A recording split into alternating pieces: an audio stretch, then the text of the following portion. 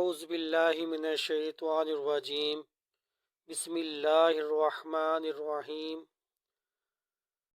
السلام علیکم ورحمۃ اللہ وبرکاتہ جزا اللہ عنا سیدنا مولانا محمد صلی اللہ علیہ وسلم ما ہوا اہلو۔ ڈیئر اسٹوڈنٹس، کیا حال ہے؟ آج ہم 10th کلاس کے سلیبس میں شامل ترجمۃ القرآن کا چیپٹر نمبر 2 سٹارٹ کرتے ہیں، جس کا نام ہے سورۃ الاعراف۔ تو آج کی ویڈیو میں ہم سورۃ الاعراف کی مکمل ریڈنگ کریں گے۔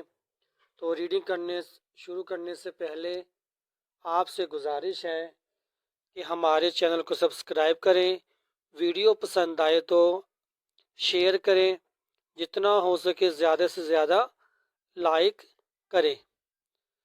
تو سورۃ الاعراف کا تعارف ہے۔ سورۃ الاعراف 8ویں پارے سے شروع ہو رہی ہے اور سب سے طویل مکی سورت ہے۔ تو یہاں پر یہ سوال بن سکتا ہے کہ سب سے طویل مکی سورت کون سی ہے؟ تو اس کا جواب کیا ہوگا؟ سورۃ الاعراف۔ یہ قرآن مجید کی 7ویں سورت ہے۔ تو یہاں پر بھی یہ سوال بن سکتا ہے، سورۃ الاعراف قرآن مجید کی کون سی سورت ہے یا کتنے نمبر پر آتی ہے؟ اس میں 24 رکوع اور 206 آیات ہیں۔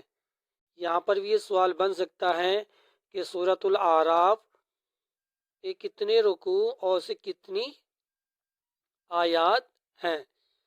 اس کی آخری آیت سجدہ کہلاتی ہے۔ اس سورت مبارکہ کا نام اس کی آیت نمبر 46 میں لفظ اعراف سے اخذ کیا گیا ہے۔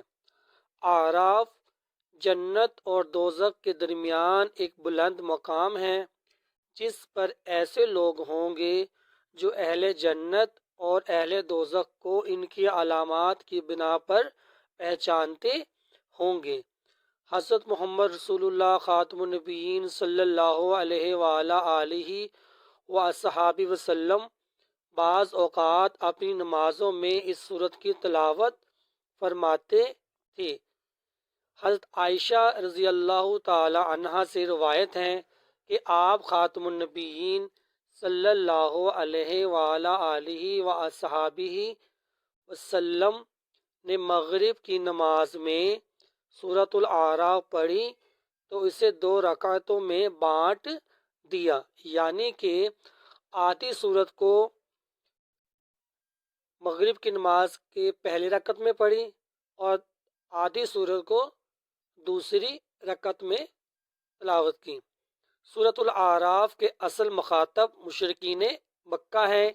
اس میں متعدد انبیاء کرام علیہم السلام کی تبلیغ دین کا ذکر ہے اور انبیاء کرام علیہم السلام کی بات نہ ماننے والے نافرمان لوگوں کے برے انجام کا ذکر کیا گیا ہے۔ سورۃ الانعام اور سورۃ الاعراف کا زمانہ نزول بھی قریب اور مضامین بھی ملتے جلتے ہیں۔ اس کے بعد ہے سورۃ الاعراف کا مرکزی موضوع۔ سورۃ الاعراف کا مرکزی موضوع عقیدہ توحید، رسالت اور آخرت کا اثبات ہے۔ قرآن مجید کا منزل من اللہ کی طرف سے نازل کردہ ہونا اور اللہ تعالیٰ کی طرف سے نبی کریم خاتم النبیین صلی اللہ علیہ وآلہ آلہ وصحبہ وسلم کو حوصلہ اور تسلی دینا۔ تو پیارے بچوں، یہ مائنڈ میں رکھیے گا، جو سورت بھی مکی ہوگی، قرآن مجید میں ٹوٹل 114 صورتیں ہیں، جس میں سے 28 مدنی ہیں۔ مکی صورت میں یہ مائنڈ میں رکھیے گا کہ اس میں عقیدہ توحید، رسالت اور آخرت کا ذکر لازمی طور پر آنا ہے، کیونکہ جب آپ صلی اللہ علیہ وآلہ آلہ وصحبہ وسلم مکہ مکرمہ میں رہے تو مشرکین کو 3 سے 4 باتوں کا زیادہ حکم کرتے رہے۔ نمبر 1 عقیدہ توحید پر ایمان لاؤ، نمبر 2 رسالت کو مانو، نمبر 3 آخرت پر ایمان رکھو۔ تو جو مکی صورت ہوگی اس میں یہ تینوں چیزیں کامن ہوں گی، تو اس طرح ہمیں یاد کرنے میں بھی آسانی ہوگی کہ مکی صورتوں میں ہمیں ان تین ورڈز کو لازمی طور پر لکھنا ہے، یعنی کہ یاد کرنا ہے، اور ہمیں ایک نشانی کے طور پر یہ بھی مائنڈ میں بیٹھ جائے گا کہ مکی صورتوں میں عقیدہ توحید، عقیدہ رسالت اور آخرت پر ایمان لانا لازمی طور پر مینشن ہوتا ہے۔ اس کے بعد ہے بنیادی مضامین۔ سورۃ الاعراف کے آغاز میں اس بات کا اعلان کیا گیا ہے کہ قرآن مجید اللہ تعالیٰ کی عظیم الشان کتاب اور حضور اکرم خاتم النبیین صلی اللہ علیہ وآلہ آلہ وصحابہ وسلم کا دائمی معجزہ ہے۔ تو آپ صلی اللہ علیہ وآلہ آلہ وصحابہ وسلم کا سب سے بڑا معجزہ کیا ہے؟ وہ قرآن مجید ہے۔ سورت کے آغاز میں قصہ آدم و ابلیس کو تفصیل سے بیان کرتے ہوئے مشرکین مکہ کو غرور و تکبر سے بچنے کی تلقین کی گئی ہے۔ انبیاء کرام علیہم السلام کی اطاعت کرنے کی تلقین کی گئی ہے، اور اطاعت و فرما برداری پر جزا اور نافرمانی پر سزا کا ذکر کیا گیا ہے۔ تو اس پیراگراف میں پہلی دو لائنوں میں یہ سوال بن سکتا ہے کہ آپ صلی اللہ علیہ وآلہ آلہ وصحابہ وسلم کا دائمی معجزہ کیا ہے؟ قرآن مجید۔ پھر تین موضوع کے نام اور لکھ کر یہ سوال آپشن کے طور پر پیپروں میں بن کر آ سکتا ہے۔ سورۃ الاعراف میں اخلاقی خوبیاں بیان کی گئی ہیں، اور نبی کریم خاتم النبیین صلی اللہ علیہ وآلہ آلہ وصحابہ وسلم کا ارشاد فرمایا گیا ہے کہ عفو درگزر سے کام لیجئے، نیکی کا حکم دیجئے اور جاہلوں سے اعراض برتیے۔ اس صورت میں غصے کے وقت تعوذ پڑھنے کی نصیحت کی گئی ہے۔ تو یہاں پر بھی یہ سوال بن سکتا ہے، یہ آپشن کے طور پہ سوال آ سکتا ہے کہ غصے کے وقت کیا پڑھنا چاہیے، تعوذ، تسمیہ، درود پاک یا کوئی اور تسبیح؟ تو اس کا آنسر کیا ہوگا؟ تعوذ، یعنی اعوذ باللہ من الشیطان الرجیم مکمل پڑھنی ہے۔ اس کے بعد ہمارے پاس ہیں سورۃ الاعراف کی آیت نمبر 157 اور 158 میں نبی کریم خاتم النبیین صلی اللہ علیہ وآلہ آلہ وصحبہ وسلم کی نبوت اور رسالت کی افاقیت اور عالمگیریت کا بیان ہے۔ اللہ تعالیٰ نے کامیابی اور نجات کا واحد ذریعہ نبی کریم خاتم النبیین صلی اللہ علیہ وآلہ آلہ وصحبہ وسلم کی اتباع و اطاعت و فرما برداری کو قرار دیا ہے۔ نبی کریم خاتم النبیین صلی اللہ علیہ وآلہ آلہ وصحبہ وسلم کی صفات کا ذکر کرتے ہوئے ارشاد فرمایا گیا ہے کہ آپ بھلائی کا حکم دیتے ہیں، برائیوں سے منع فرماتے ہیں، پاکیزہ چیزیں حلال اور ناپاک چیزیں حرام قرار دیتے ہیں، مومنین پر سے بوجھ اتارتے ہیں۔ لوگوں پر لازم ہے کہ وہ نبی کریم خاتم النبیین صلی اللہ علیہ وآلہ آلہ وصحبہ وسلم پر ایمان لائیں، ان کی تعظیم کریں، اور آپ خاتم النبیین صلی اللہ علیہ وآلہ آلہ وصحبہ وسلم پر جو نور اترا اس کی پیروی کریں۔ اس نور سے مراد قرآن مجید ہے، جو مومن کے دل کو روشن اور کفر و شرک اور جہالت کی تاریکیاں دور کرتا ہے۔ اس کے بعد سورۃ الاعراف میں اس بات کا تذکرہ ہے کہ شیطان انسان کو مختلف اطراف سے بہکاتا ہے۔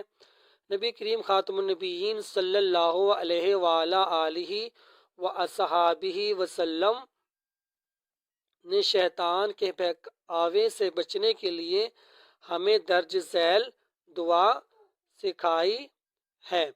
وہ دعا کون سی ہے؟ ہم بھی پڑھ لیں، کیونکہ سنن نسائی حدیث نمبر 1122 حدیث ہے جو سنن نسائی میں مذکور ہے۔